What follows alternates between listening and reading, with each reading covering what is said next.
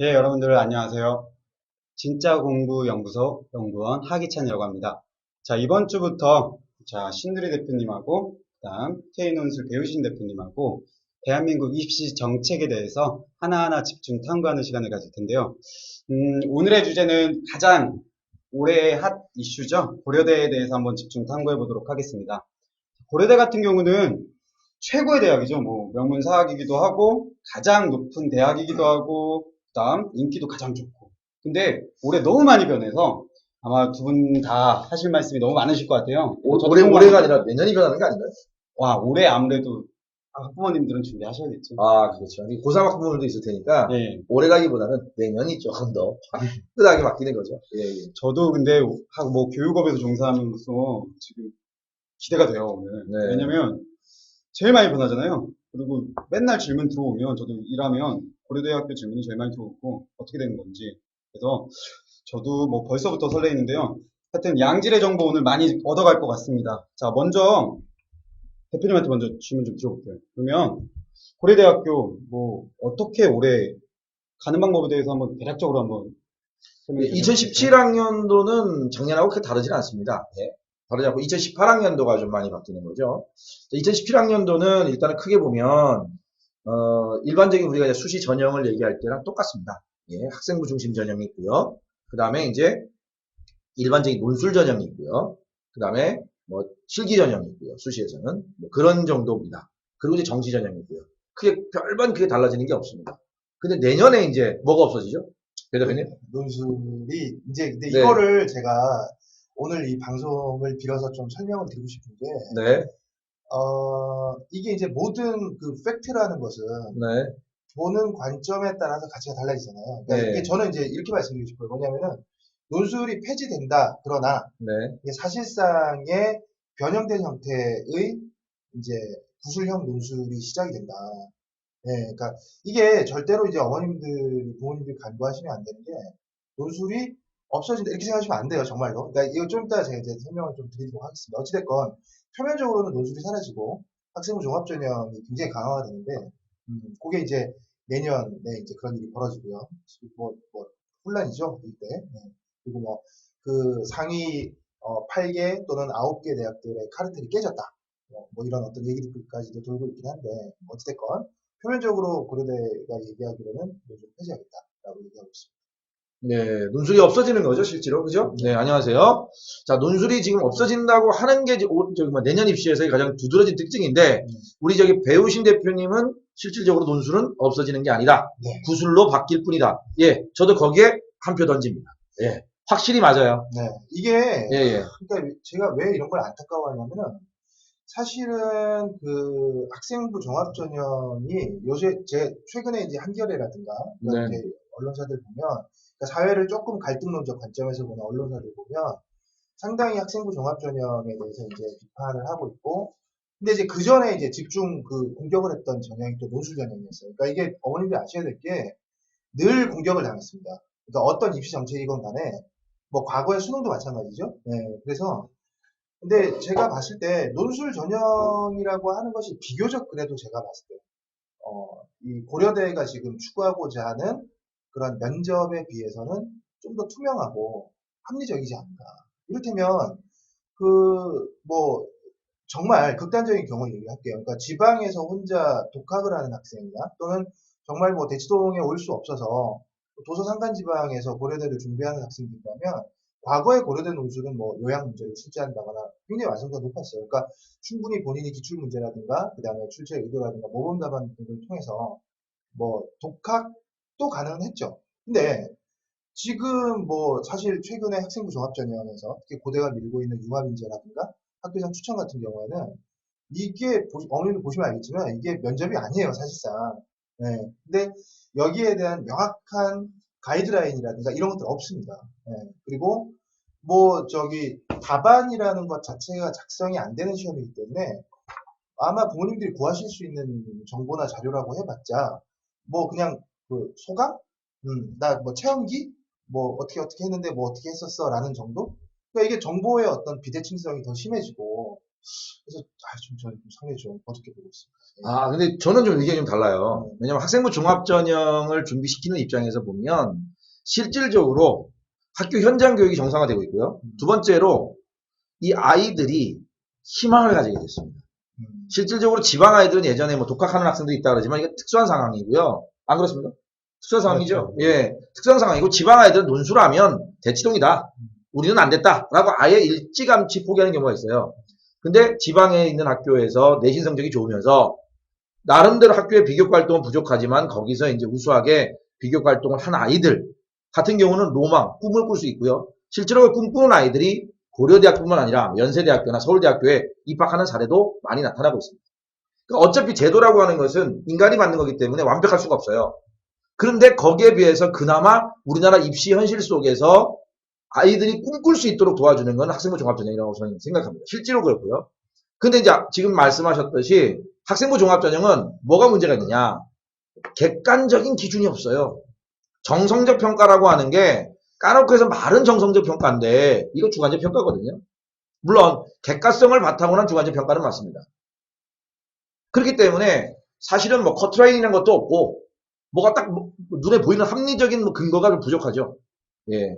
그 아이의 학업 능력이라든지 전공적 합성이라든지 대학의 인재상만 맞으면 뽑아준다는 거 아닙니까? 그러니까 사실 어떤 가이드라인이 없는 거기 때문에 준비하기가 이런 게 좀 애매모호한 부분도 분명히 존재합니다. 예. 그거는 이제 제도적인 부분에서 미흡한 부분을 이걸 보완해 나간다면 좋지 않을까라는 생각을 하고요.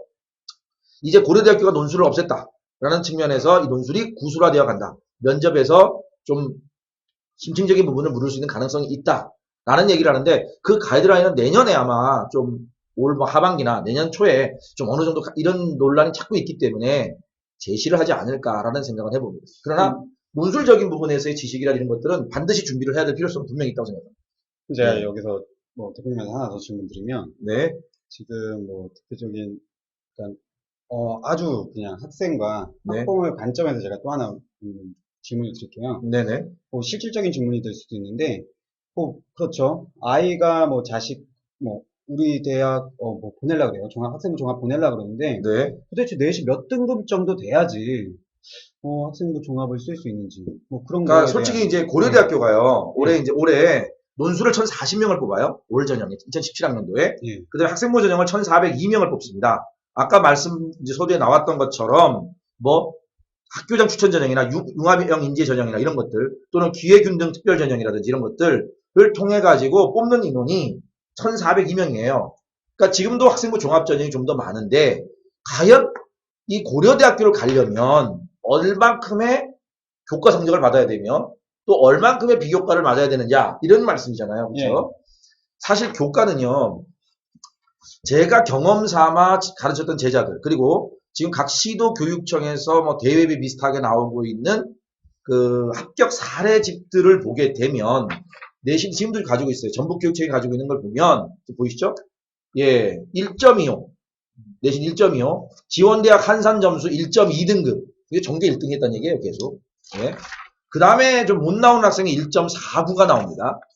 예, 1.04 학생, 예, 1.69 학생 쭉 나옵니다. 합격한 아이들이 대부분 다 그렇죠. 예, 그런데 하나이가 나오죠. 하나이가 뭐라고 나오냐면 2.5등급 아이가 나와 있어요. 2.5등급, 그렇죠? 예. 예, 근데 이 아이는 불합격으로 나오죠. 최종 합격으로. 근데 예, 지금 보면 네네, 2.5등급인데, 일반고네요. 네네네, 그렇죠? 네. 일반고. 그러면은 이렇게 해석해도 되는 건가요? 그러니까 최종까지 가는 데는 네. 일반고여도 한 거의 3등급 이내면 도전해 볼 만한 건가요? 네, 이 3.0등급 안쪽에 있으면 도전해 볼 만합니다. 근데 실제로 이제 제가 3년 전에 가르쳤던 제자가, 지도했던 제자가 합격을 했어요. 예, 내신이 2점대 후반입니다. 예. 그러니까 말씀하신 것처럼 3등대 낸데 3.0 안쪽에 성적을 받았는데 합격을 했습니다. 예. 그러면은 뭐 이렇게 볼 수 있는 거죠. 3등급 이내로 맞고, 그러면 네. 최종까지 갔다면, 네. 최종 결과에 따라서 충분히 판을 뒤집을 수 있다. 내신의 판을 뒤집을 수 있다. 이렇게 봐도 돼요. 내신의 판을 뒤집는다라기 말하기는 좀 어려워요. 왜냐면 예. 그 뭐 아시는 몇몇 입학 사정관들을 만나서 여쭤봐도 내신이 비교과가 내신을 뒤집는다 또는 내신이 비교과의 미진한 부분을 막한다 이런 얘기는 아니에요. 토탈로 이루어집니다. 그러니까 최종까지 갔을 때 뭐 면접 전형이라든가 뭐 그런 네네. 거 봤을 때 네. 그러니까 거기에서 잘하면 붙을 수 있다는 거. 가능성이 있어요. 예. 대신 제일 중요한 거는 그 친구의 진정한 학업 능력. 그거 너무 추상적인데 구체적으로. 그러니까 쉽게 말하면 실력이 있느냐죠.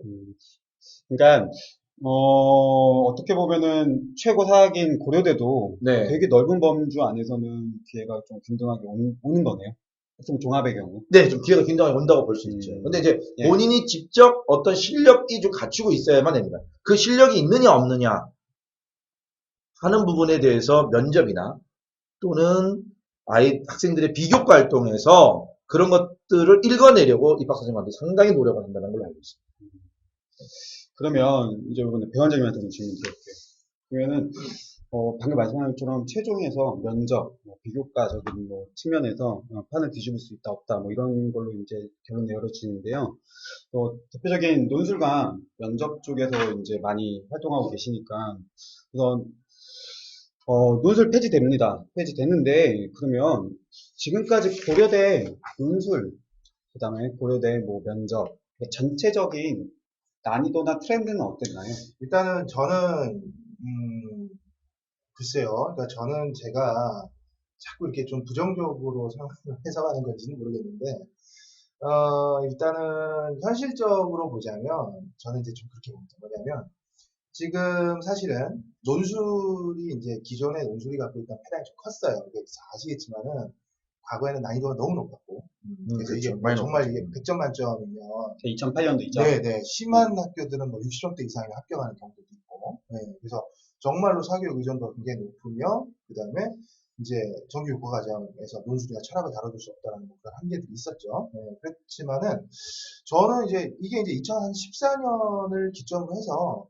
대기업에서 이제 어느 정도 가이드라인을 좀 강하게 제시하고 드라이브를 좀 걸었죠. 그래서 가능하면 교과 범주 내에서 출제를 하고 EBS와의 연계성도 높이자라고 해서 이제 뭐 굉장히 저는 요즘 논술은 되게 괜찮다고 생각해요. 실제로 제가 근데 강사들한테는 안 좋지 않나요? 어, 학원 강사들한테는? 그렇긴 한데 너무 이게 쉬워져서. 예, 뭐 그쵸. 너무 쉬워졌으니까 사실은 절대적인 갑의 위치에 서기에는 좀 어려우신 부분도 없지 않아 있긴 한데 그래도 사실은 논술이라는 제도가 가야 될 아주 정반합에 제대로 된 길로 가고 있다라고 생각을 했는데 다만 이게 전체적인 논술의 트렌드를 보면 고려대는 전통적으로 요약을 중시하는 형태의 문제를 출제를 했습니다. 그러니까 보통 우리가 이제 논술에서 자주 출제가 되는 유형을 뭐 몇 가지로 분석을 해본다면 대다수가 이제 비교나 분류 같은 게 있는데 이제 비교의 선두주자가 연세대와 성균관대, 서울시립대 뭐 이런 대학들이라면 경희대도 마찬가지겠고 그에 반해서 이제 고려대는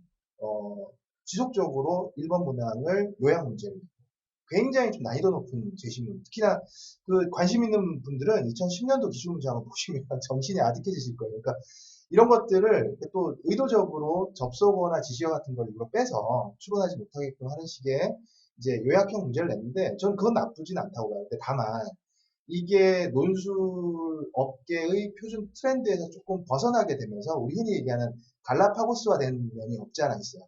그러니까 학생들이 6개, 6논술을 준비하는 학생도 많았잖아요. 그러면은 비교적 본인이 익숙한 유형 위주로 이제 준비를 하다 보니까 사실은 논술의 기싸움에서 저는 고려대가 연세대한테 밀렸다.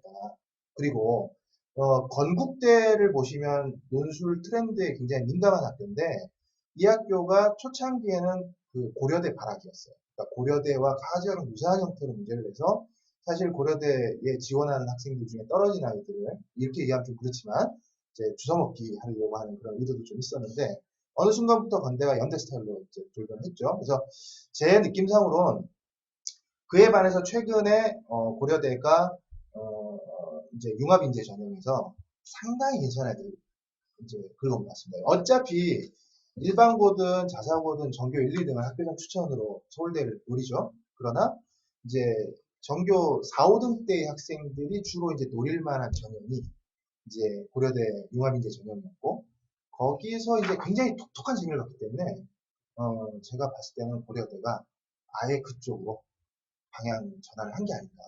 네, 저는 뭐 그렇게 좀 생각합니다. 그러니까 지금까지 난이도 측면에서는 이제 요약해보자면, 과거에는 굉장히 어려웠고, 그 다음에 2014년, 최근 한 2년 전, 3년 전부터 쉬워졌고, 그 다음에 전반적으로 이제 뭐 연세대와 기싸움에서 약간 밀렸다, 뭐 이렇게 요약할 수 있겠네요. 그러면 지금 그 논술이 이제 폐지되는데, 뭐 자꾸 논술 폐지된다 하는데 내년 이야기입니다. 예, 내년 논술이 폐지되는데, 논술이 폐지되는 이유와 그 다음 그 폐지된 그 인원들 있죠? 뭐 아까 몇 명이라고 하셨죠? 올해 논술이? 논술 전형 인원이 1,040명입니다. 제가 들어도 뭐 거의 한 대략 어마어마한 뭐 3분의 1, 4분의 1 뭐 그런 숫자일 것 같아요. 근데 그렇게 많은 인원은 다 어떤 전형으로 이제 이전되나요? 그러니까 이게 고려대가 재밌는 짓을 한 게, 뭐, 우리 소장님도 잘 아시겠지만, 이게 지금 보면, 제가 좀 확인을 해봤습니다. 했더니, 고교 추천 전형 1, 2를 만들었어요. 네, 그래서, 고교 추천 전형 2는 이제 현재 완벽한 학생 종합입니다. 근데, 고교 추천 1은 어떤 형태냐면, 마치 학생부 교과인 것처럼 학생을 모집을 해요. 모집을 하는데, 문제는 2단계에서는 이제 사실상 100% 면접으로 승부를 가리는. 즉, 예, 그러니까 아까 제가 말씀드린 것처럼 제가 이제 고려대 순수파 리더를 자꾸 의심하는 이유 중에 하나가 저는 그렇게 보거든요. 그러니까 최근에 아마 최근 고려대 신입생들 중에 최근 한 2, 3년간 학생부 종합에서 뽑은 아이들이 가장 우수하지 않을까. 예, 정말 걔네 그리고 또 고려대가 이렇게 노선을 딱 전환하게 되면 당연히 내년에 어떻게 되겠어요? 서울대 면접 준비한 아이들이 고려대 다 거쳐놓겠죠. 아, 그렇죠. 그렇죠. 네. 네, 그렇죠. 그러면 엄청난 인원의 학생 종합이 네, 어마어마합니다. 있고 완전히 엄청 공룡 전형이 되겠네요. 그러면 뭐 결론은 다 학생 종합이 된다. 그다음 면접이 엄청 강화될 것이다. 엄청나죠. 네. 제가 이게 몇 개 준비를 해봤는데 예. 문제가 이게 근데 지금 그 말씀에 저도 공감을 하는 게 뭐냐면요. 고교 추천 전형 1이 지금 2단계 100% 면접이잖아요. 이거의 파괴력이 뭐냐면 실질적으로 올해 인원으로 내년 인원이 정확하게 안 나와서 모르겠는데 올해 논술 전형이 1,040명이에요. 근데 학생부 종합 전형이 1,402명인데 올해 전형에서 여기서 보게 되면 보시겠지만 자 1,042명이죠. 근데 학교장 추천 전형이 635명. 그 다음에 뒤에 보면 나오는 게 융합형이 이제 505명이에요. 그래서 총 이게 1,100명 정도밖에 안 돼요.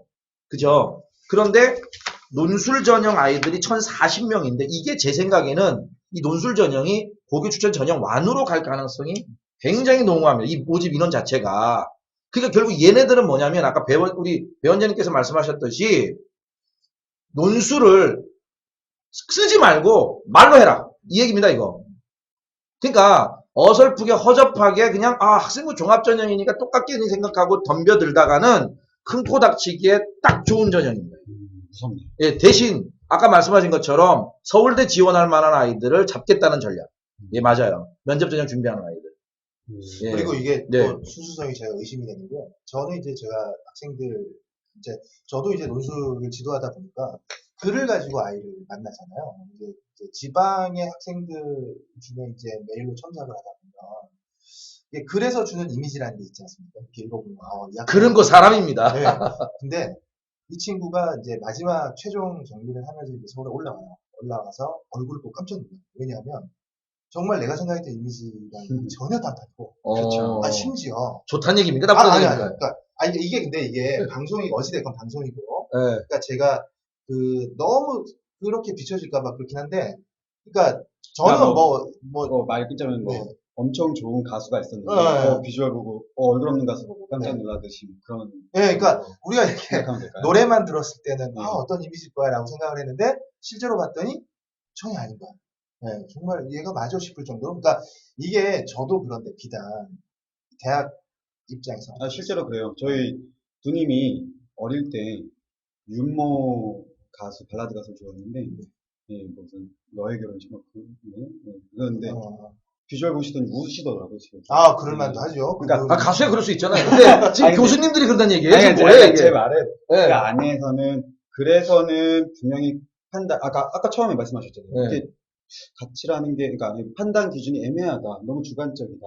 그러니까 그 주관적 요소에 근데 지금처럼 이런 것도 학생의 우리가 외모를 보고 이미지를 갖는 건 맞지만 대학에서 입학사정관님들이 학생이 설마 근데 인간이기 때문에 그런 게 이제 영향은 있겠죠. 없다고 볼 수는 없겠지만 그게까지 대학이- 비약하는 건 저는 좀 이게 왜냐면 결국에 대학이 목표하는 건 취업을 잘할 수 있는 그러니까 저는 제가 사교육에 종사하지만 너무 리얼하다. 취업을 잘할 수 있는 아니 인재라고 얘기합시다. 우리 네. 인재라고 기왕이면. 그러니까 우리가 솔직히 얘기해서 학원들의 잘못된 것 중에 하나가 학원이라는 게 사실은 부족한 아이들을 이제 증진시키기 위한 목적이잖아요. 근데 그쵸. 사실은 갑의 위치에서 학원들 보면 입학고사를 치러서 잘하는 아이들만 선발하려고 하죠. 내비둬도 알아서 잘하는 애들. 그러니까 그렇죠. 네. 상위권 대학들도 결과적으로는 이게 저는 그렇게 봅니다. 이게 학생부 종합전형에서의 이 고난이도 면접, 심층 구수를 뚫고 들어올 정도의 아이들이면 사실 뭐 알아서 학점도 잘 나올 것이고 자기 인생 자기 앞가림 잘할 거고요. 당연히 네, 뭐 네, 리더십 네. 있는 아이들일 네, 거고요. 그러니까 결과적으로는 취업 잘 되는 인재를 네. 뽑는다. 뭐 이렇게 볼 수 있겠네요. 네. 그러니까 어떻게 보면은 지금 뭐 전체적인 학교들이 뭐 취업이 제일 민감하니까요. 아이들도 뭐 이공계 쏠림 현상도 다 취업에 관련된 이야기고, 그다음에 학교에서도 그거에 발맞춰서 뭐 이렇게 취업 잘 되는 아이를 뽑겠다 뭐 이런 식으로 취업에 다 중심이 교육 정책이 다 흘러간다 뭐 이렇게 볼 수 있는 건가요? 근데 저는요, 이거 좀 반대하는 게, 그렇게 보는 건 좀 비약인 것 같고요. 상위권, 중상위권 대학들은 그래도 연구원이라든지 학문을 좀 상아탑적인 그런 학문을 추구하는 학생들을 뽑는 의도도 있습니다. 네, 우리 너무 취업 하는 거는 좀 너무 각박한 것 같고요. 그리고 낭만을 즐기려고 대학을 가고 준비하고 꿈꾸는 있는 우리 청소년들한테 이건 교육적으로 별로 안 좋아. 예? 너무 우리 현실적으로 가지 맙시다, 좀. 그 요번에 네. 대표님한테 한번 예, 질문 예, 드려볼게요. 예. 그러면 뭐 이것도 자꾸 실질적인 질문만 드리는데 제가 그럼 고등학교 학생들 예. 고려대 가고 싶어요. 네. 그러면 1학년, 2학년, 3학년 뭐 학년별로 네. 어떤 뭐 가이드라인이 있을까요? 준비하는? 일단 중요한 거는요, 목적의식이 뚜렷해야 돼요. 그거를 이제 우리 학생부에서는 뭐라 하냐면 진로 희망이라고 표현하죠. 진로 희망이 뚜렷하게 잡혀 있어야 됩니다. 뭐 진로 검사를 하든, 아니면 진로 상담을 받던, 진로 체험 행사에 참여를 했던, 진로 목표가 뚜렷해야 됩니다. 그게 몇 학년은? 고등학교 1학년 되면서부터 시작해야죠. 1학년 1학기 때는 끝나버려야 됩니다. 예. 자꾸 흔들리면, 왜냐면, 흔들려서 외풍을 많이 받고, 본인이 마음이 왔다 갔다 하면 공부가 안 돼요. 그러니까 그 진로라는 거는 정확하게 내가 하고 싶은 전공학과죠. 심리학은. 전공학과? 학과 계열 정도는 알아야 되죠. 계열이라는 게 정도. 문이과가 아니라 예. 단과대 정도. 예. 학부 정도는 우리가 어느 정도 설정이 되어 있어야 됩니다. 그나마 조금 융통성 있게 볼 수 있는 게 문과대학이죠. 어문학 계열 갈 거냐, 사회과학 갈 거냐. 사실은 그쪽은 아무 상관이 없어요. 그죠? 그렇게 해서 이제 가져다 줄 수 있는 장점이 뭐가 있을까요? 일단 목표가 뚜렷하기 때문에 네. 학생이 자기가 어떤 과목의 내신을 뚜렷하게 챙겨야 되느며, 또 그거와 관련된 비교과 활동이라든지, 뭐 요즘에 한참 학교들이 소논문대 준비를 많이 합니다. 또는 토론대 준비를 많이 합니다. 그러면 소논문을 쓰더라도 인문사회 계열의 소논문을 작성을 해야 되겠죠. 그죠? 예. 근데 내가 이과 갈지 문과 갈지도 모르고 있는 아이라면 이거 덤벼들기 힘들죠. 예. 그러니까 진로 희망을 빨리 정해야 된다. 그러면 예. 고일은 뭐 그렇다. 그리고 당연히 내신은 챙겨야 됩니다. 어제 신문을 봤어요, 제가. 그래서 밴드에도 올려놨는데, 뭐, 강남에 뭐, 압구정 어쩌고저쩌고 얘기하는 거 보니까 압구정고등학교라든지 뭐 현대고등학교들 얘기 같은데요. 거기 학교가 그밖에 없으니까, 거기에. 뭐, 닌겔 맞고 공부한다. 사실이에요. 내신이 중간고시래요. 기말고시라고 부른답니다. 얘는. 사실이에요. 왜? 내신이 아까 말씀드렸지만 3등급 이내가 안 되면 인서울에 있는 4년제 대학을 학생부 종합으로 가기가 되게 어려워져요. 그렇죠. 예전에는 학생부 종합이 아닐 때는 어땠냐면 아이들이 인서울 대학은 누가 노렸을까요? 인서울이나 인경기권 아이들, 충청도권 일부 아이들이 노렸단 말이에요. 상위권 아이들이 노렸단 말이에요. 근데 지금은요, 지방에 있는 3등급 아이들, 소위 지방에 한 정교가 뭐 학년이 뭐 몇 명 안 되는 학교, 100명 이내인 학교, 그런 학교 애들 3등급 대 애들도 다 도전할 수 있다는 거죠, 지금. 그러니까 실질적으로 인서울을 지향하는 아이들이 많아졌기 때문에 아이가 어설프게 내신이 뭐 4등급 대 5등급 대 떨어져 버리면 쉽지 않아요. 그러면 대표님은 어떻게 그 일반고를 가서 내신을 잘 따는 거 뭐 사실 그거는 제 얘기가 아니고 이미 부모님들이 그 선택하고 그 방향을 가고 있잖아요. 네. 외고 같은 데가 경쟁률이 막 있다가 막 1점 몇 대로 떨어지고 있죠. 뭐 니달란 자사고나 자공고도 있어요 지금. 챙기고 있죠. 예, 그게 더 심화될 겁니다. 근데 왜냐면 학종 자체의 목적이 뭐냐면 일반고 학생들이 대학을 잘 가게끔 만들어주겠다. 이런 전략이기 때문에 이건 맞아떨어지는 현상이죠. 이제 그 현상이 실제로 가시적으로 눈에 나타나고 있는 거죠. 그럼 다시 이야기로 네. 들어와서 고등학교 1학년 뭐 그런 걸 먼저 진로를 선택하고 활동하는 네. 게 중요하다. 네. 근데 여기서 그래도 뭐 하나 딱 집어주시면 가장 키워드가 될 수 있는 활동이 뭐가 될까요? 내신입니다. 내신이니까. 네, 교과입니다. 내신 안 되는 학생 안 뽑습니다. 그러면 방과후나 뭐 야자 뭐 이런 것들은 어떻게 돼요? 그건 자율적이에요, 사실. 그거는 그러니까 그러니까 아이들이 치명적일까요? 아니면 그러니까 그거를 가지고 소위 말하면 이제 예전에는 우리 배원장님도 저도 옛날 학원 강사 출신이지만 예전에는 아이들한테 그랬어요. 야자 빼고 나와. 하고 완전히 갑질했죠. 너 끊어! 뭐 이렇게 갑질을 했었어요. 근데 요즘은 갑질을 누가 하죠? 학교 선생님들이에요. 솔직히 말하면. 선생님이 갑이 됐고요. 사실 바람직한 현상이죠. 학교가 갑이 됐어요. 예.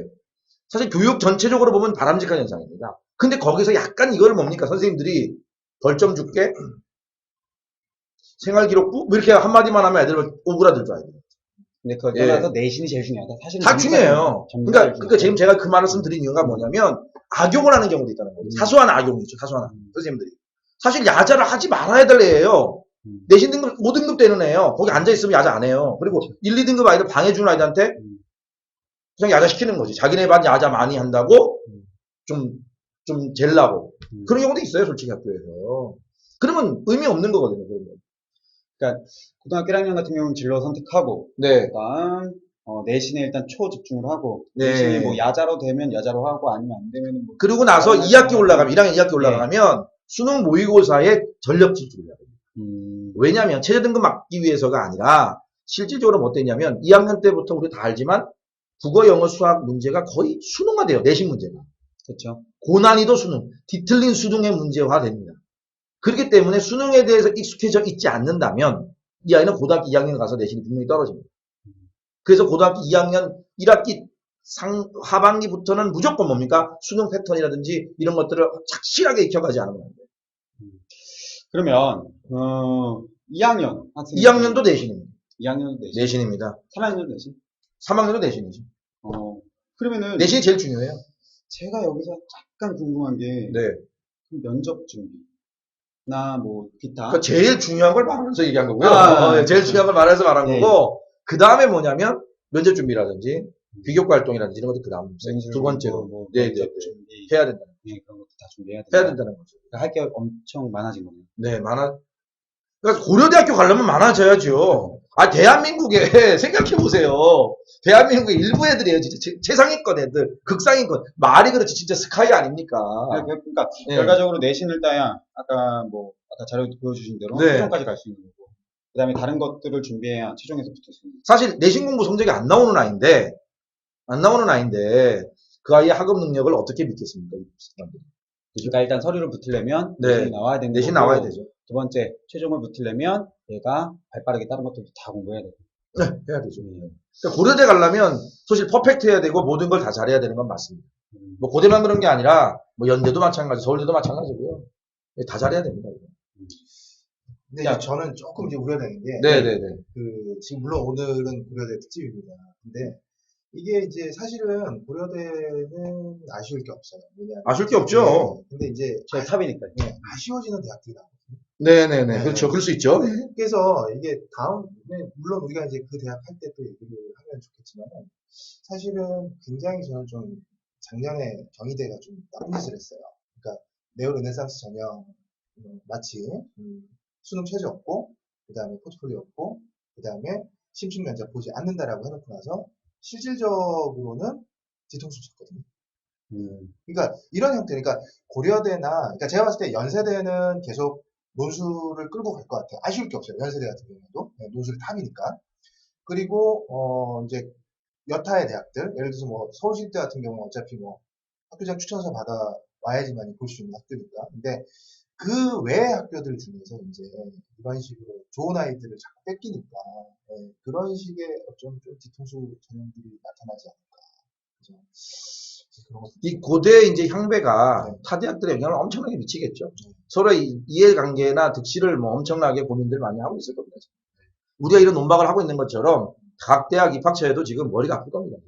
여기서 또 대표님한테 하나 질문 드리면 네네.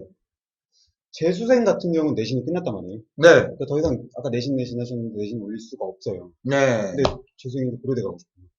정시 노려야죠. 정시밖에 없네. 예, 정시밖에. 사실은, 아까 근데 보면 너무 조금 보는데. 조금 뽑아도 사실 재수생이 변화시킬 수 있는 게 뭘까요? 지원은 가능해요. 학생부 종합전 지원은 가능해요. 그러니까 네. 변수가 뭐밖에 없느냐. 내가 기존의 내신이 좋은 아이라면 고려대학교 또 지원할 수 있어요. 그러면 내신이 좋은데 왜 떨어졌을까? 그러면 그 부분의 나머지 부분들, 비교과라든지 면접에서 떨어진 거죠. 그거를 착실히 준비해서 지원하면 되겠죠. 근데 내가 예를 들어서 내신이 4등급대야. 근데 고대를 가고 싶어. 그럼 학생부 종합으로 쓰면 안 되죠. 정시밖에 없어요. 여기서는 배원장님은 뭐 같은 의견이신가요? 아니면 다른 의견이신가요? 아니 그래서 이제 이런 부분. 그러니까 네.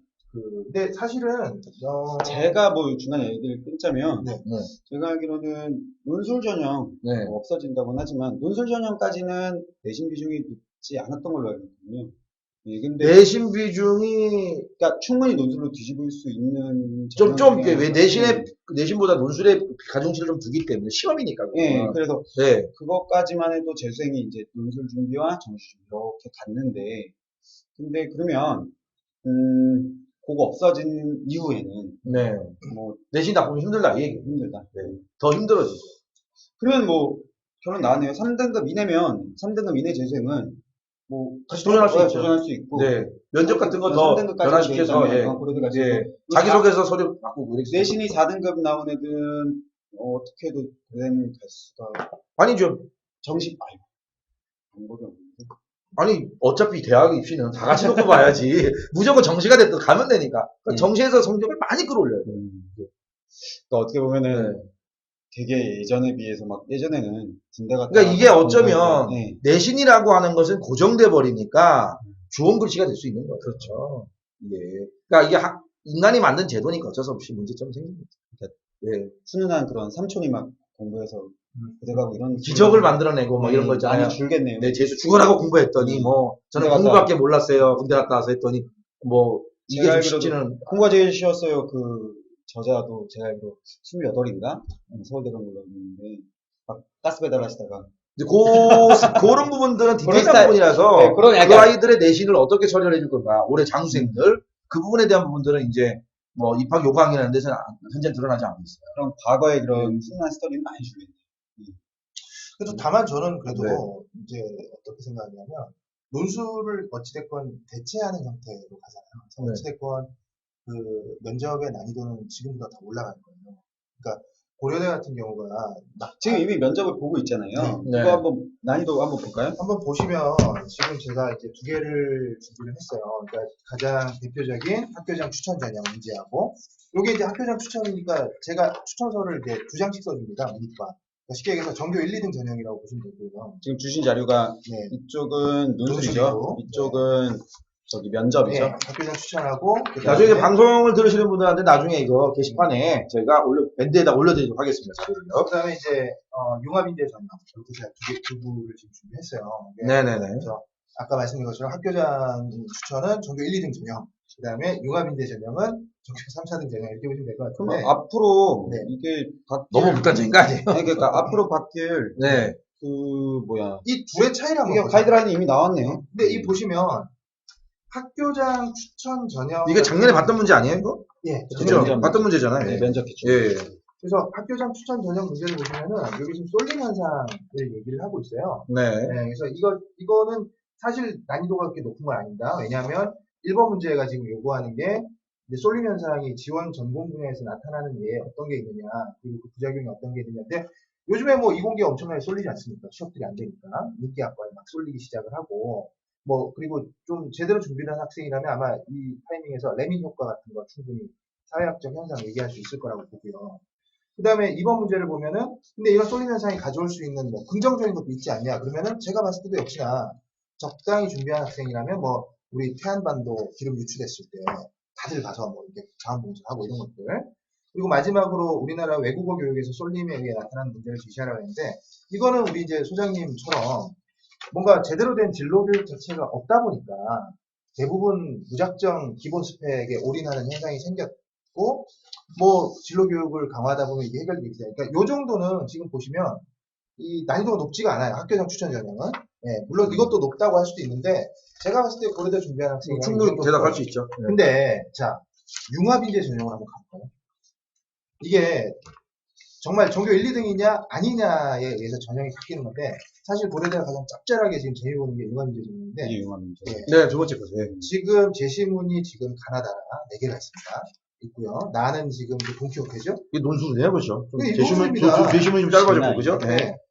다는 지금 칸트 얘기를 하고 있어요. 데카르트 얘기를 하고 있단 말이에요. 그래서 지금 1번 한번 볼게요. 자, 다에 나타난 의심. 그러니까 데카르트가 막 끝까지 의심을 했잖아요. 의심이라는 주제를 바탕으로 해서 나의 그 동키호테가 자신의 의지를 실천에 옮긴 행위를 자유롭게 논해보시오.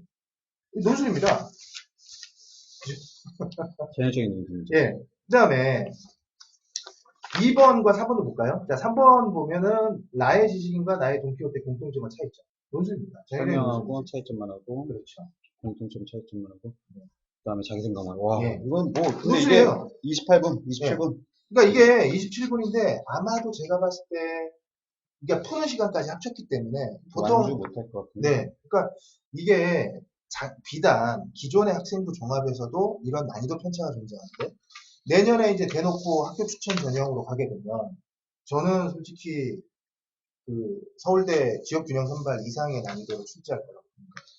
그리고 뭐 학교장 추천 전형도 뭐 아까 18분 쉽다고는 했지만 18분을 생각해 보면 만만치 않죠. 네, 만만치 않아요. 이거는 만만치 않은 정도가 아니라 엄청 어렵다. 너무 겁주지 마시고요. 너무 겁주지 마시고. 네. 네. 애들 고대 다 포기합니다. 너무 겁주지 마시고. 그러니까 이게 지금 제가 잠깐 네. 순간적인 몰입을 하면서 시뮬레이션을 해봤는데 심장이 뛰고 있는 상황에서 이걸 본다고 생각하면 머릿속이 하얘질 것 같은데. 뭐 그럴 수 있죠. 네, 그래서 그러니까 충분히 아이들이 미리 사전에 준비를 하고 들어가야 돼요. 이거는 완전히 그러니까 이제 뭐 어머니들이 이런 게 하잖아요. 하죠. 보통 이제 아까 제가 계속 내신이 강조했지만 내신은 하기 위해서는 아이들이 미리 선행 아닌 예습을 미리미리 좀 해놔야 돼요. 그리고 나서 그 내신 기간이 아닌 나머지 기간들은 미리미리 이런 걸 준비를 하지 않으면 불가능해요. 내신은 기본이요. 그렇죠. 이런 준비는 필수. 예. 그 내신은 무조건 따야 될 자격증이죠. 그죠? 자, 그럼 마지막으로 네. 이 작년 고려대 이게 이제 기출 문제가 아니고요. 모의논술입니다. 근데 저는 왜 이걸 준비했냐면 일반적으로 고려대는 기출 문제와 모의논술의 편차를 보면 모의논술의 완성도가 조금 더 높아요. 아무래도 이게 이제 레퍼런스 역할을 할 테니까. 근데 문제를 보시죠. 어떻게 나왔습니까? 제시문 1, 2, 3을 활용하여 사회적 합의와 법에 대해 논술하시오. 이거는 그 기존의 대입 논술이 아니라 사실 변호사 시험 보는 분들 논술이에요. 그러니까 이미 기존의 논술도 고려대가 막판에 이렇게 출제했단 말입니다. 이거 근데 네. 제1123 활용해서 네. 사회법을 논술하는 건데 네. 이거 저변 지식 없으면 끝나는 절대 거죠. 그럴 수가 네, 없네. 그러니까 이런 행동을 했단 말이에요. 고려대가 이미 올해까지 이렇게 하겠죠. 이렇게 하고 그래서 솔직하게 말씀드리면 작년 같은 경우에 아니, 장난 아니네. 고려대 준비하는 그 논술학원들이 대박이 났어요. 이거 애들이 어떻게 혼자 할 겁니까? 네, 근데 저는 그래서 내년에 고려대가 학종을 강화하면서 거의 이런 형태의 강도 높은 면접 문제를 출제한다. 그러니까 이거는 거기에 실제 이런 거죠. 그 한양대 같은 경우도 보면 아시겠지만 한양대 논술에 학종이 들어가는 거 아시죠? 예. 그러니까 결국 걔네들은 그런 포맷이라면 얘네들은 학종 포맷에 면접 구술 형태를 띠는 거죠. 그죠? 그러면 논술이 들어가는 형태인 거죠. 그죠? 어찌됐건 뭐 문제 지금 봤는데 난이도가 높다는 것도 알겠고 준비에는 뭐 장난이 아닐 것 같아요. 그러면 이런 와중에 대표님한테 또 하나 질문. 네네네. 중학생 어떻게 해야 될까요? 중학생이 서울대가 없어요. 역시 제일 중요한 건 진로 목표 확실히 설정해야 되고요. 두 번째가 저는 이제 기본적인 실력을 단단하게 갖춰놔야 돼요. 그 기본적인 실력이라는 거는 대표적인 게 어떤 게 있을까? 그러니까 제가 잠깐 생각해 봤을 때는 중학교 때 그러면은 국영수 같은 거는 완벽해 놓고 고등학교 가서 이런 걸 많이 할 수 있는 시간을 그렇죠. 벌어놔야겠네요. 그리고 독서 활동을 많이 해요. 그러니까 이게 기본적으로 제시문 같은 게 나오잖아요. 나오는데 독해 능력이 없다면 빠른 시간에 독해 능력, 이해 능력이 없다면 이거 할 수가 없어요. 근데 그게 잠깐 뭐 고등학교 1학년 때부터 막 1년 반, 2년 동안 논술학원 다녀서 되는 문제가 아닙니다. 중학교 때 이미 이 독서 활동을 철두철미하게 아주 그것도 그냥 보여주기가 아니라 진짜 심층적인 독서 활동을 하지 않고 이해력이 없다면 쉽지 않다는 얘기죠. 일단 우선 중학교 때 추천하시는 그 학습 방법 뭐 독서가 제일 중요하죠. 독서가 당 중요하고 단위 기본적인 교과목 국어, 영어, 수학, 사회, 과학에 대한 부분들은 다 되어 있어야 돼요. 한국사까지. 그리고 진로 빨리 결정하는 게 당연히 중요하죠. 네. 그러면 진로 빨리 결정하려면 그러니까 아이들한테 저도 뭐 같이 교육업에 일하고 있지만 아이들이 제일 물음표로 갖는 건 진로를 어떻게 찾아야 될지 몰라요. 그러니까 요즘 아이들이 제일 선호하는 직업 중에 갑자기 핫하게 들어오고 있는 게 언론에 가장 영향을 많이 받잖아요. 네. 그래서 언론이나 뭐 매체, 대중매체에 영향을 받는데 쇼미더머니라는 뭐 프로 이런 게 뜨면 힙합하고 싶다 그러고 또 먹방들이 뜨면 쿡방들이 뜨면 요리사 되고 싶어 하고 뭐 이런 건데 뭐 그런 식으로밖에 애들이 진로를 막 휘청휘청거리는데 근데 어떻게- 그거는 일반적인 우리가 이제 흔히 보이는 현상이고요. 그러니까 부모님이나 학교에서 자식 지금 어떻게 진로라는 해야지? 교재와 교과서가 진로 선생님들을 통해서 어떻게 하고 있냐면 실질적으로 아이들한테 진로를 탐색하는 요령을 가르치고 있어요. 그래서 진로 검사도 실시하고 심리 검사도 실시하고 있고요. 네가 과연 재밌어 하는 게 뭘까? 분야가 뭘까? 그거는 공교육에 지금 다 들어가 있는 건가요? 다 돼 있어요. 정규과정으로. 정리 다 들어가 있습니다. 근데 애들은 상당히 근데 이게 학교라는 게요. 우리가 알다시피 예산에 제한이 있어요. 그래서 검사도 보면 정말 이거 하는 건지 안 하는 건지 모를 정도로 허접하게 해요. 네. 그럼 추천하시는 진로 탐색 방법. 그러니까 저는 일단은 아이가 어떤 강점 지능을 갖고 있느냐를 알기 위해서 진로 심리 검사를 좀 하길 강추합니다. 꼭 필요한 겁니다. 최소 1년 반에서 2년 내에 한 번씩은 해줘야 돼요. 사춘기를 정리해서. 네. 그건 꼭 필요하고요. 그걸 통해 내가 그쪽 분야와 관심이 있다라고 하는 것을 인식하고 그쪽에 대한 진로 체험 같은 걸 많이 해야 됩니다. 그럼 부모님이 나서야 된다. 부모님 나서야죠. 아예 인생을 다 담아야 돼요. 그리고 안 나선다면 부모가 아니죠. 어떻게 보면. 그러니까 예전처럼 나는 네가 원하는 걸 다 알아서 하면 얼마든지 밀어줄게. 이래갖고는 안 된다는 거죠.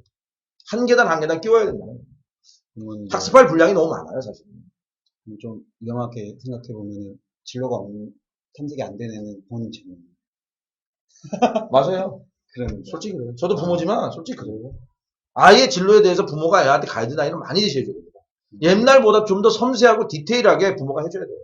안 해주고는 아이가 그 많은 직업들 그리고 사회가 너무 급변하잖아요. 그렇긴 해요. 예. 그러니까 부모님이 잘 방향을 잡아주지 못하니까 애들이 대중매체에서 그리고 그냥 진로를 아이한테 찾아서 그냥 네. 안전하게 집에 있을 수 있고 또 안전하게 학원을 보내고 있고 이러니까 아이의 공부가 잘 알아서 하겠지. 절대 알아서 안 됩니다.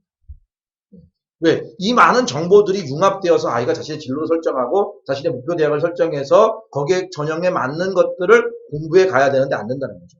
그냥 남만큼 학원 보냈어 갖고 안 된다는 거예요. 그러면 경제력이 부모님이 부족하면 그 경제력에 맞는 식으로 우리 아이가 고려대학을 갈 수 있도록 가이드할 수 있는 방법도 많다는 겁니다. 그 생각해보기 나름이라는 거죠. 그리고 그런 인프라가 구축이 안 돼 있느냐?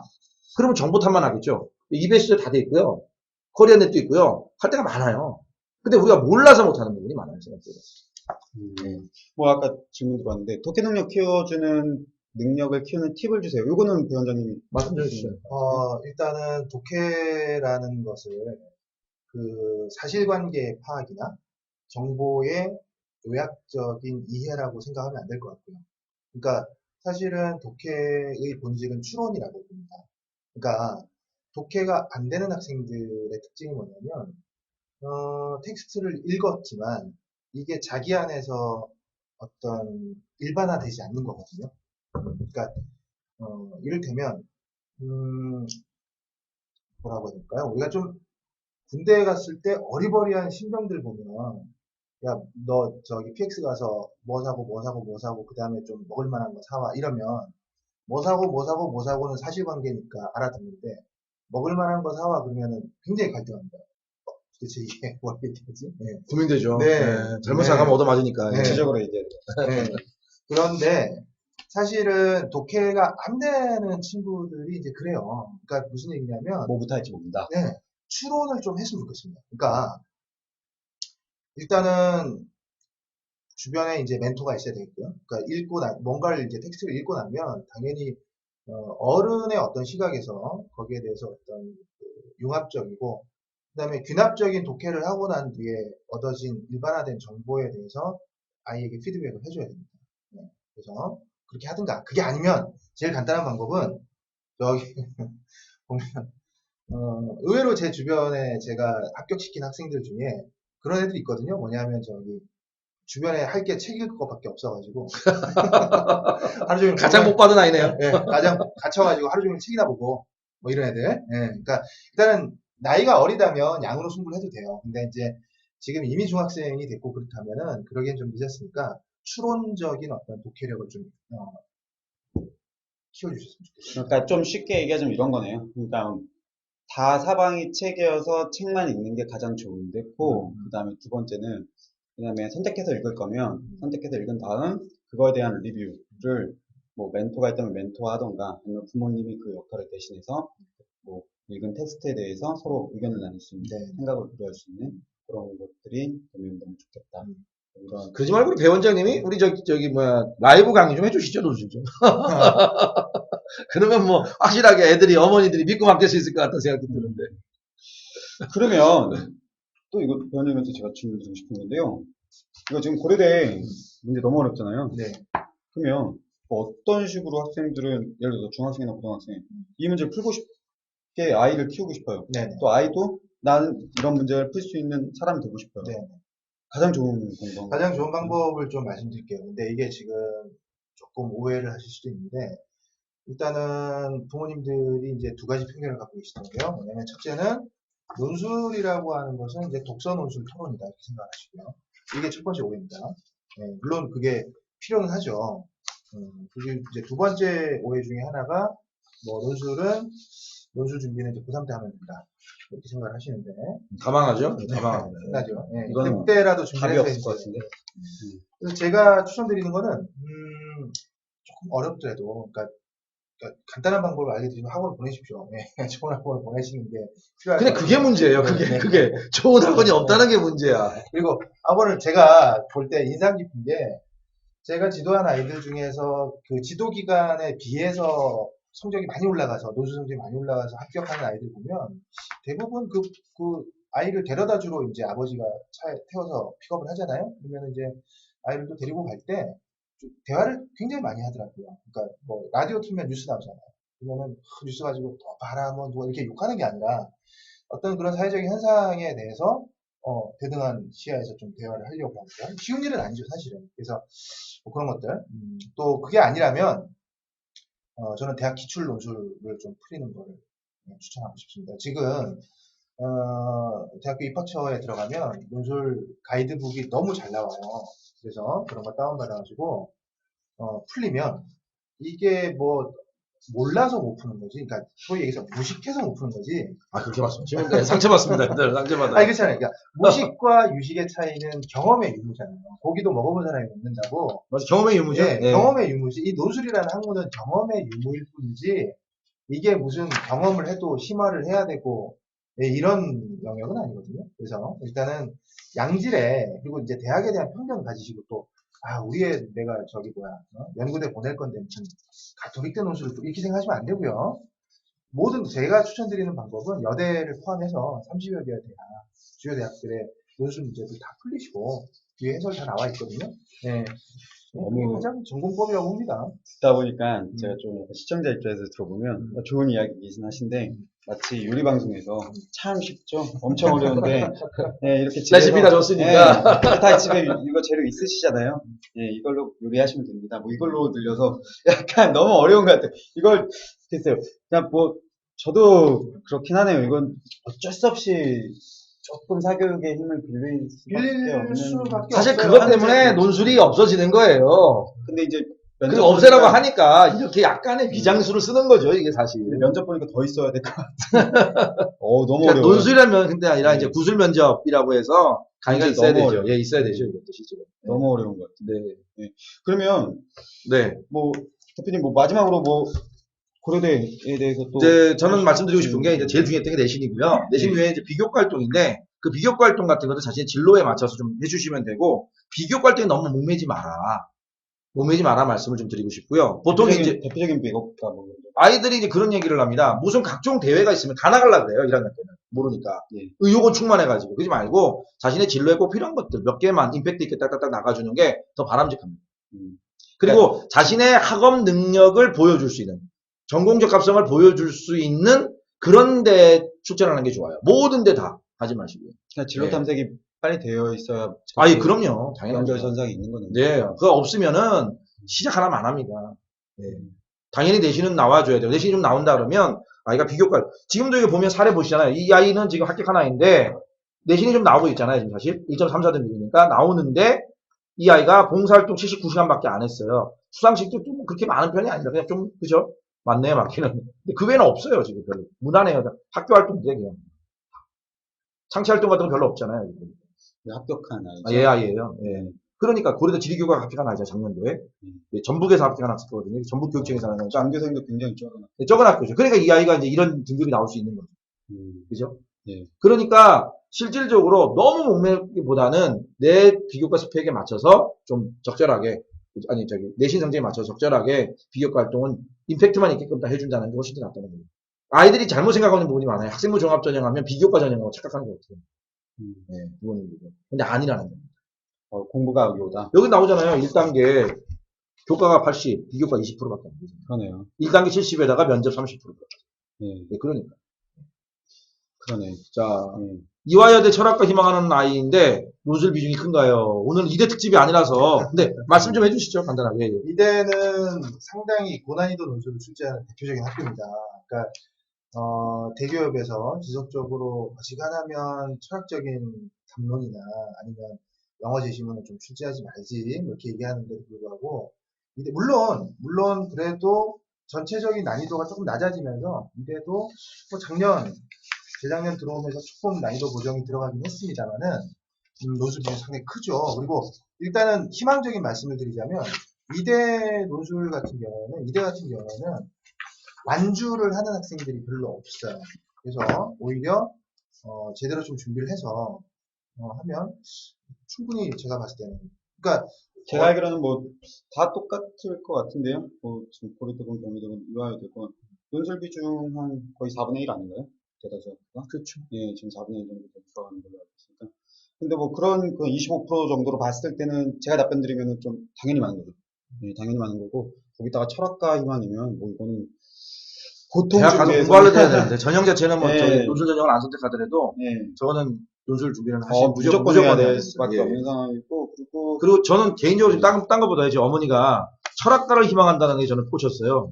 저는 앞으로 인문학과가 저는 그죠. 다들 공대 가야 먹고 산다 그러는데 저는 저희 아이한테 반대로 얘기하거든요, 지금. 문과를 가야 먹고 산다. 저는 아이러니하게 좀 그렇게 얘기합니다, 지금. 예. 뭐 논술은 뭐 아직까지는 수도권 지하철 타는 학교에서는 뭐 최고의 그렇죠. 전형 예. 중에 하나고 종합과 뭐 거의 아직 비등비등한 수준이니까 종합이면 조금 더 많죠. 조금 더 많아죠. 예, 좀더 최근 많죠. 들어서. 예, 예. 그래서 그리고 저기 뭐야, 일단 제가 좀 조금 추가해서 말씀드리고 싶은 게 예, 많은 분들이 그런 얘기를 해요. 경쟁률에 대한 부분을 많이 합니다. 경쟁률은 논술 전형이 보통 한 50대 1 내외예요. 예, 논술 전형이. 그리고 학종이 보통 10대 1에서 8대 1 정도 사이입니다. 학종이. 예, 학교장 추천 전형이라든지 뭐 이런 거 또는 저기 뭐야 융합인재 전형은 좀 높아요. 한 20대 1 정도 평균. 이 정도 나옵니다. 전형이. 이런 스타일은 아마 내년 가도 그렇게 바뀔 거고요. 뭐 올해도 역시 비슷하게 나타날 겁니다. 예. 그만큼 학생들이 고려대학교를 그만큼 로망하고 가려고 지향하는 아이들이 많기 때문에 그렇겠죠. 그죠? 그러면 여기서 좀 약간 예측 뭐 가능하면은 뭐 예측하시 뭐 그런 거 한번 질문해 드릴게요. 앞으로 좀 중학교 학생들 또는 초등학교 학생들 뭐 고려대 가고 싶은 학생들도 있을 수 있는데 이런 추세 그러니까 면접이 강화되고 전체적인 종합이 강화되는 추세는 계속 유지가 될 거야 아니면 또 저희 나라 뭐 특성상 5년마다 바뀌는 또 해서 또 그때 되면 또 어떻게 될지 모를까요? 저 어떻게 보세요? 저는 개인적으로 어떻게 보냐면 어떻게 보자면 지금이 지금 혼란 반오미 사태이기 때문에 그리고 정보도 굉장히 비대칭적이고 그래서 어떻게 보면 지금이 오히려 가기 더 쉽다. 가기 쉬운 시기고요. 미래에는 내년에 대선이 있죠. 어쨌든 정권이 바뀌건 안 바뀌건 간에 대통령이 바뀌게 되고 나면 지금 학종이 지금 나쁜 전형이 아닌데 언론에서 지금 좀 그렇게 보는 견해들이 있어요. 마치 금수저 전형이다. 옛날에 우리 노무현 정권 때 뭐 죽음의 트라이앵글 그랬는데 지금은 뭐 세 개 아니잖아요. 뭐 자소서다 뭐다 이거는 뭐 6개, 7개, 8개 준비해야 되니까 그러니까 매우 그렇게 좀 왜곡된 시야들이 굉장히 많거든요. 많아서 저는 가이드라인이 좀 나올 것 같아요. 그러니까 아까 저기 우리 대표님도 말씀하신 것처럼 이렇게 지금 면접 문제를 이 심층 면접 구술 문제를 이렇게 막 난이도 높게 출제하지 않고 적어도 어느 선을 맞추자. 라는 형태로 조금 고정이 들어가지 않을까. 그러니까 이런 추세는 유지하되 네. 난이도는 논술이 쉬워졌듯 네. 처음에는 이렇게 좀 어려웠다가 쉬워질 것이다. 어떻게 보세요? 네, 저도 똑같이 생각하고 있고요. 음. 그리고 지금 뭐 애들 비교과 때문에 뭐 소논문 같은 경우는 뭐 고액 과외를 유발시킨다 뭐 이런 얘기들이 지금 나오고 있습니다. 그래서 폐지된다 어쩐다. 그런데 이제 실질적으로 그런 것도 제도가 좀 정비가 돼요. 음. 예전에는 소논문 같은 거 만들 때도 혼자 작성을 해야 됐어요. 아이가 혼자 하기 힘들었는데 지금 이제 팀 프로젝트입니다. 팀원이 진짜 다 같이 가서 학원 가서 배우지 않으면 힘든 그런 상황이에요. 그러니까 예전보다는 좀 덜해졌고 체계가 좀 잡혀가고 있다. 그리고 예전에는 진짜 대학생들이 쓰는 그 학사 논문 정도의 수준의 것을 요구했다면 지금은 그냥 보고서 정도의 수준으로 좀 다운됐다라는 느낌이거든요. 그러니까 이제 정말 고교생스럽게 편하게 갈 수 있는 장이 될 거고요. 좀 정비가 되어 갈 거다. 입학 사정관제였을 때랑 비교하면 많이 정비가 됐거든요, 지금. 근데 앞으로도 그러니까 네. 종합의 그 추세는 더 커지면 더 커졌지 뭐 줄거나 그렇지는 않을 수도 그렇지는 있습니다. 이 정도 선일 않을 것 거고요. 많아진 것 같고요. 제 생각에 조금 줄어들 가능성이 또 오히려 반대로 음. 정권이 바뀌고 나면 있을 가능성도 없지 않아 있습니다. 음. 왜 지나칠 정도로 아까 우리가 여러 가지 문제점 얘기했지만 수능 전형이 갖고 있는 문제점도 분명히 있어요.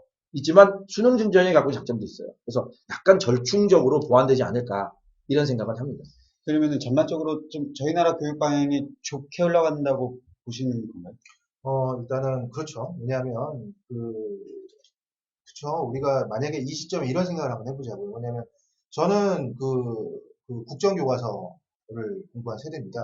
근데 지금 국정교과서로 돌아간다고 했을 때 그것이 잘못됐다라고 지금 외치는 시야들이 존재하죠. 예, 그런 것처럼 사실은 다양성 그리고 대학의 자율성으로 가는 것은 시간적인 어떤 흐름이다. 그리고 우리보다 교육 선진국이라고 할 수 있는 유럽들도 사실은 그런 방향으로 가고 있는 것 같고 그렇게 보고 있습니다. 네, 당연히 뭐 세계사의 흐름이라든지 변화라든지 이런 것들도 예, 이렇게 가고 있기 때문에 다양성 교육으로 가고 있기 때문에 우리도 거기에 걸맞춰야 되고 또 우리나라가 세계 경쟁에서 뒤지지 않으려면 다양한 인재들이 나와줘야 되거든요. 예, 그래서 이 교육은 아마 계속해서 지향될 거고 하지만 객관성이 담보된 수능 전형도 어느 정도는 예, 명맥은 계속해서 유지해 가지 않을까 하는 생각합니다. 제가 여기 오늘 오기 전에 네. 저는 최대한 고려돼 있던 주제였잖아요. 네. 최대한 안 봤어요. 모집용하고 이걸 안 봤어요. 왜냐면 최대한 시청자 입장에서 한번 그러니까 청취자 입장에서 한번 질문을 드려보고 싶었고 그다음에 제가 만약에 오늘 많이 알아간다면 이거는 충분히 가치 있는 시간이었다라고 생각하고 왔는데 정말 진짜 많이 알고 간 것 같은데요. 왜냐면 그래요?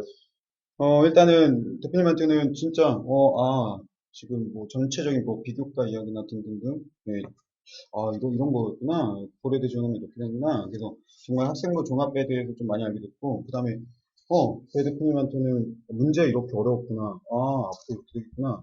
등등등.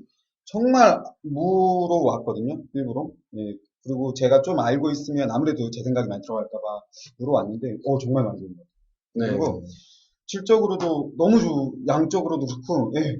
정말 근데, 네. 또좀 뭐 고려대 1편이긴 한데 자화자찬이긴 한데 너무 네네. 그리고 이제 제가 이제 말씀을 드렸는데 이제 고려대학교, 연세대학교 순서대로 이제 진행이 되는데 진행되고 나서 나중에는 이제 뭘 하냐면 우리 수시철이 되잖아요. 여름방학 이후에는 그때는 이제 이런 걸 한번 해봅시다. 수시 합격 사례 아이들 있잖아요. 실제로 예. 우리가 이제 흔히 구하지는 못하겠지. 부모님들은 못 구하겠지만 교육청에서 발간하는 것도 있어요. 경기대 교육청도 있고 전북교육청도 있고 그런 자료들을 제가 가지고 있습니다. 그런 것들을 가지고 그 학생들의 합격 사례를 놓고서 누군지는 몰라요. 왜 입학사정관이 뽑았을까라는 것에 대해서 우리가 한번 토크를 해보는 시간을 좀 가져봤으면 좋겠습니다. 그래야 실질적으로 준비한 학부모님들이 어떻게 준비를 시켜야 될 것인가 이런 부분들을 우리가 얘기할 수 있지 않을까 싶습니다. 그러니까 정말 쭉 보니까 저도 고려대학교 전체적인 아우트라인은 알고 있었는데 이렇게 속 다 보니까 이거 뭐 계속 보면은 전국 진짜 입시 완전 전문가 되겠네요. 일반인들. 아이 사실 연고대 정도 보내려면 부모님이 입시 전문가 돼야 돼요. 예.